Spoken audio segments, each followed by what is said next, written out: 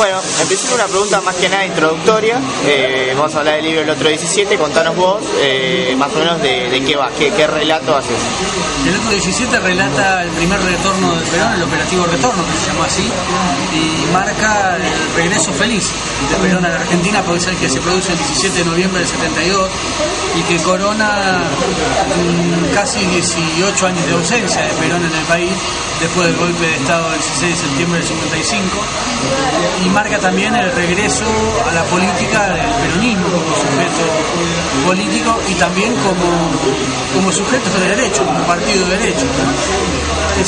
El libro de alguna manera se inicia en el 66 porque el 66 es una fecha clave, que es cuando la sociedad argentina se da cuenta de que no hay vía democrática posible, que ni siquiera es permitido gobiernos semidemocráticos como el de Ilía o el de Frondizi, y que el proyecto del brazo militar del conservadurismo liberal es una dictadura militar prolongada, ¿no? Que es la Revolución Argentina con Onganía a la cabeza. Ese año 66 marca el inicio de las experiencias más combativas de la izquierda peronista y de las izquierdas no peronistas. El PRT va transformándose claramente en estos años en el ERP, el surgimiento de Montoneros, el surgimiento de otras agrupaciones políticas que ya en los 70 son actores políticos importantes. Traspasa el libro también el asesinato del dictador Pedro Eugenio Aramburu como una clave particular, que es la primera vez que el peronismo pasa de la resistencia a la ofensiva, y esa decisión de pasar a la ofensiva marca la posibilidad de que el peronismo regrese. No es el hecho fundamental del retorno, Perón no vuelve por eso, pero sí es cierto que es un punto de inflexión en la mirada que el propio peronismo tenía sobre su capacidad de volver al país, ¿no? Y después finalmente cuenta el libro ese gran juego de ajedrez de Alejandro Agustín Lanuzzi y Juan Domingo Perón desde el exilio, ¿no? En los últimos años, del 71 al 72, al regreso, están contados como una jugada de ajedrez. ¿Vos le asignás particular importancia a la designación de Abal Medina en todo esto? E incluso incluís una entrevista con él. Sí, creo que tanto Héctor Cámpora como José Ignacio Rucci como las juventudes políticas del peronismo, es decir, los sectores de la izquierda peronista, y la llegada de Juan Manuel Abal Medina Padre al armado del operativo retorno, y en realidad Juan Manuel era el secretario general del movimiento, un hombre de 30 años. Esa construcción política me parece que es fundamental para acompañar la decisión de Perón de volver y armar la estrategia política de Perón para volver, ¿no?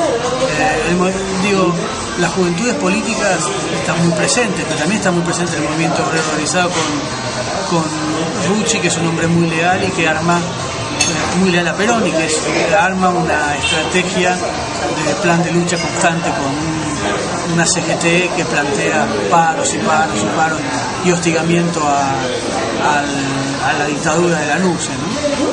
Eso es como los grandes actores, ¿no? ¿Cómo era la relación de esos actores previa a esa confluencia que se da por la lucha del Perón vuelve?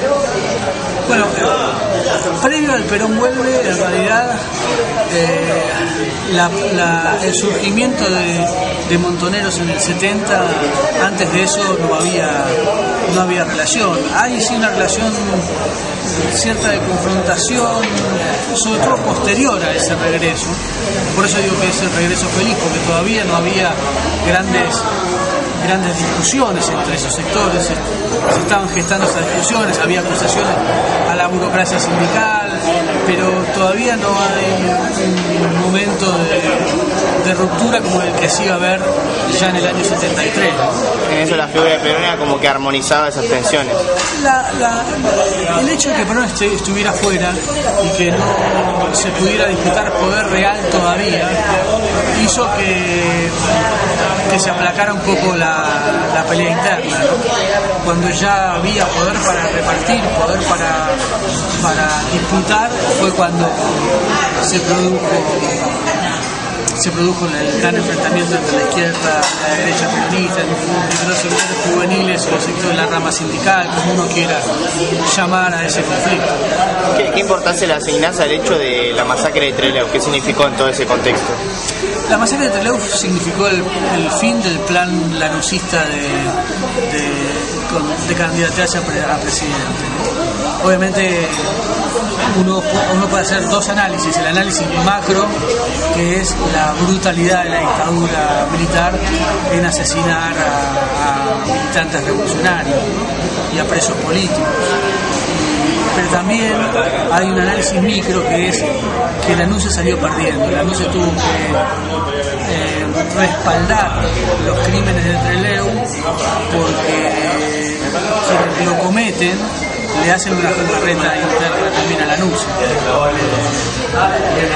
Le coartan el futuro político a Lanús. Lanús es el gran, en términos políticos, es el gran perjudicado de Trelew, porque además queda en una situación muy incómoda en este sentido. La única posibilidad que tenía de no asumir esos crímenes era condenarlos. Si los condenaba, automáticamente se ponía enfrente de todo el brazo militar. Entonces quedó en un brete y tuvo que renunciar a su candidatura presidencial en función de esa masacre, de la masacre de Trelew. Y además la masacre lo que dijo es el momento de volver para Perón, ¿no?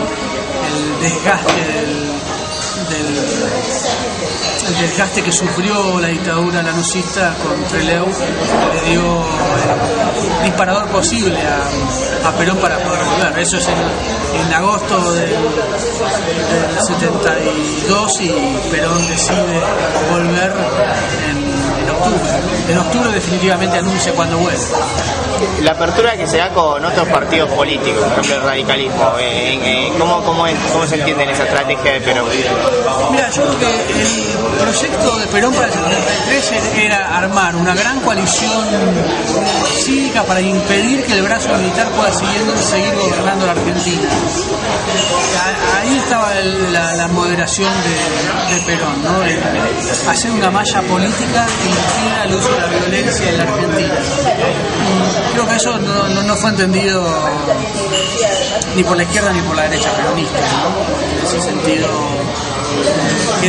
quedó muy solo, cometió errores en las personas que lo secundaban fundamentalmente, y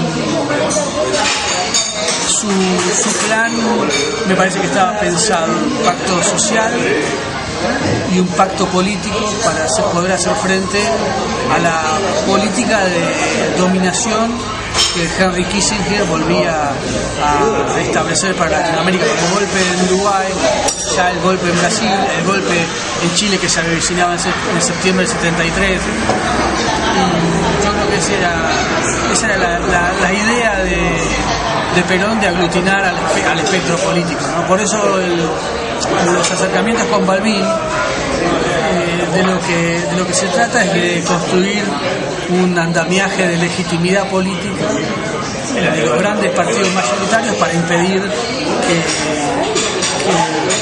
que el liberalismo conservador y que el brazo militar pudieran atacar como finalmente atacaron, ¿no? En ese sentido no sé si la estrategia de Perón hubiera funcionado, pero los años le dieron la razón a Perón, ¿no? En el sentido que la lógica de cuanto peor, mejor fue muy dolorosa para la Argentina.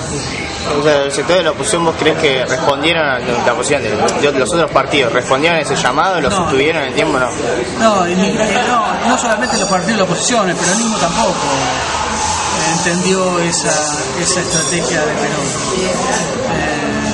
peronismo le negó a la posibilidad de hacer la fórmula Perón-Malvin. De alguna manera le marcó el camino de que debía ser Isabel Perón la vicepresidente. El radicalismo tampoco le aceptó a Balbín la concertación, incluso Raúl Alfonsín fue uno de los que se negó al Congreso partidario a aceptar la candidatura de Perón-Balbín, así que no hay, tampoco el arco político entendió esa jugada de Perón-Balbín, sí la entendió. Una última pregunta, pensando ya después de la muerte de Perón y lo que vino después, un dirigente montonero, Amorín, antes que murió, el año pasado, a fines del año pasado, Morín, decía que una autocrítica que hacía, una reflexión que compartía, era que decía, nosotros tendríamos que haber logrado ciertas vinculaciones, ciertas alianzas con el sector del sindicalismo, y eso en un marco después del golpe nos hubiera permitido renovar o reestrenar una tercera resistencia. ¿Compartirías ese análisis? Yo creo que uno puede hacer dos cosas con los 70. Primero, tres puede hacer. Lo peor que se puede hacer es seguir analizando dogmáticamente los 70, en lógica de buenos y malos. La segunda cosa que se puede hacer es criticar a todos y hacer una hipercrítica de todos los actores políticos y sociales del momento, que es analizar los 70 desde el no lugar, con el partido terminado, con la soberbia de quien sabe todo. Y me parece que la posibilidad de entender los 70 y que los 70 no se repitan en toda su crueldad es tratar de comprender a los actores.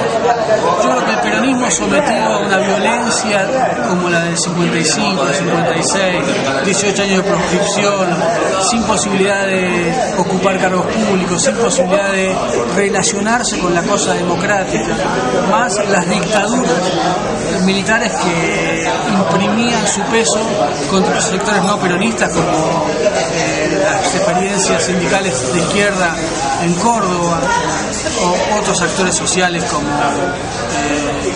el PRT, que sufrían también la violencia de la dictadura, más cierto clima de época,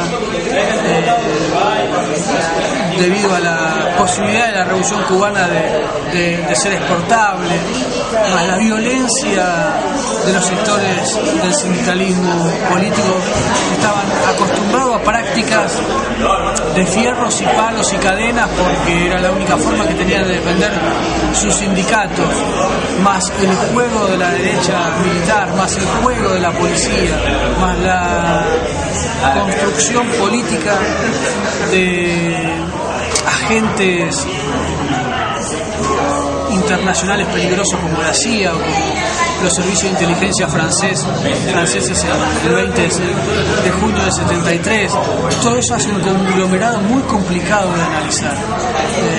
Yo creo que el peronismo del 70 es como un perro atado y apaleado que cuando lo soltaste muerde. No puede hacer otra cosa que morderte y atacar. Y creo que eso fue lo que pasó en el 70.